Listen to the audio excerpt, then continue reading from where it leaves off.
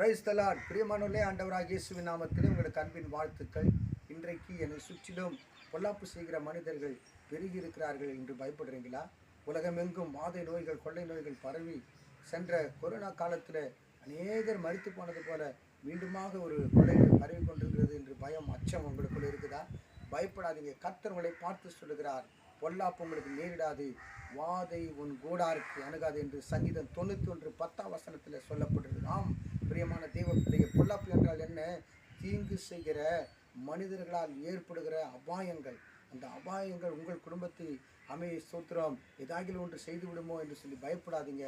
பொல்லாப்பு உனக்கு நேரிடாது என்று கர்த்தர் சொல்லுகிறார். வாதை உன் கூடாரத்தை அணுகாது என்று கர்த்தர் வாக்குதத்தமாக நமக்கு எழுதிவிக்கிறார். ஆம் பிரியமானது, எகிப்து தேசத்தில் அமை ஸ்தோத்திரம் மக்களுக்கு ஏராளமான கொள்ளை நோய்கள், 10 விதமான வாத நோய்கள் வந்ததாம். ஆனால் அங்கே வாழ்ந்து கொண்டிருந்த இஸ்ரவேலுக்கு மாத்திரம் அந்த கொள்ளை நோய் அணுகலையா, வாதை கூடாரத்தை அணுகாம தேவன் அவர்களுக்கு நல்ல பாதுகாப்பு கொடுத்திருந்தார். அவர்கள் ஆரோக்கியமாக இருந்தாங்க, ஆசீர்வாதமாக இருந்தாங்க, பழுகுனாங்க, பெருகினாங்க என்று வேதம் சொல்லலாம்.